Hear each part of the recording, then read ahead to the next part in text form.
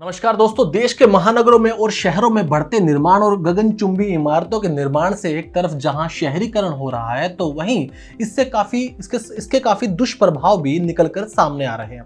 प्रदूषण के कई कारण हो सकते हैं। यह नहीं कि प्रदूषण किसी एक कारण से ही हो रहा हो, लेकिन अनेकों कारणों में से एक कारण ये भी है कि बढ़ता जो इंफ्रास्ट्रक्चर है उसके चलते भी अब प्रदूषण लगातार हो रहा है। दिल्ली एनसीआर और उत्तर भारत में लगातार इस समय प्रदूषण के बढ़ते स्तर से आम जनजीवन जहां प्रभावित हो रहा है, वहीं सरकारें और तमाम जो है एजेंसियां वो भी चिंतित हैं, क्योंकि ये जो बढ़ता प्रदूषण है ये हमारे स्वास्थ्य के लिए बिल्कुल भी अच्छा नहीं है और इसको कंट्रोल भी नहीं किया जा पा रहा है। ये भी एक बहुत बड़ा कारण है। लेकिन अब देखिए, एक पहलू तो ये है कि प्रदूषण हो रहा है और उसका कारण अभी इंस्टेंट तो हमें पता है कि जो किसानों के द्वारा जो खेतों में पराली जलाई जाती है उससे ये धुआं उठता है और उससे ये पोल्यूशन होता है।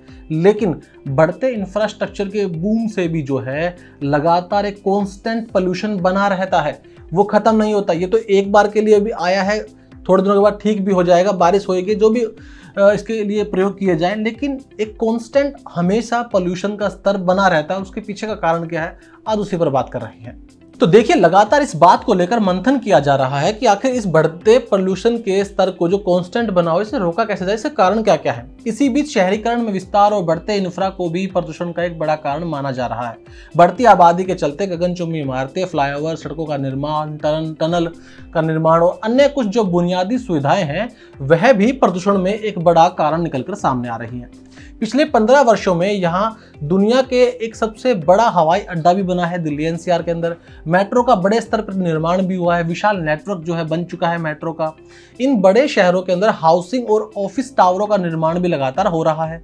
एक्सप्रेसवे और मेट्रो का विस्तार हुआ है। फ्लाईओवर एरिया अनुपातों में वृद्धि हुई है। नियमों के अनुसार एक मंजिला से बहुमंजिला अपार्टमेंट बन रहे हैं लगातार। शहर में आप जिधर भी जाएं आपको मिट्टी भरकर ले जाते हुए डंपर नजर आ सकते हैं। मेट्रो या फ्लाईओवर के निर्माणाधीन खंभे लोहे की जाली से घिरे हुए खड़े मिलेंगे आपको। अलग अलग दिशाओं में जाने वाली सुरंगों की खुदाई होती दिखाई देगी।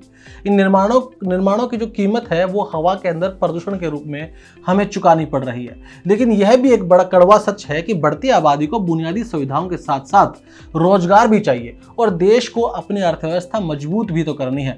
ऐसे निर्माण की आवश्यकता इसलिए ज्यादा पड़ती रहती है। सोचकर देखिए कि ज्यादा तेज गति वाली परिवहन सेवा शुरू हो जाए तब क्या होगा। चीन के दक्षिणी हिस्से में शेंजेन, ग्वांग और हांगकांग जैसे शहरों में को मिलाकर बने ग्रेटर बे एरिया जैसे क्षेत्र कुछ ही समय में हमारे यहाँ भी बन सकते हैं। चीन में इस तरह के शहरों में 7 करोड़ लोग रहते हैं, यानी कि वो जो लोग हैं वो अपनी पूरी इनकी जो चाइना की इकोनॉमी है उसके अंदर 12% का हिस्सा रखते हैं, इतना कंट्रीब्यूट करते हैं। तो जाहिर तौर पर ये चीज़ बुनियादी सुविधाएं बहुत ज़रूरी है इंसानों के लिए, लेकिन इसके साथ जो होने वाला जो परिणाम जो निकल के आता है वो होता है प्रदूषण, और वो प्रदूषण लगातार कांस्टेंट पूरे साल बना रहता है। तो जरूरी नहीं है कि एक समय पर प्रदूषण हो रहा है तो कोई उसका एक ही कारण हो सकता है, इसके बहुत सारे कारण हो सकते हैं और बढ़ता शहरीकरण भी इसका एक कारण है।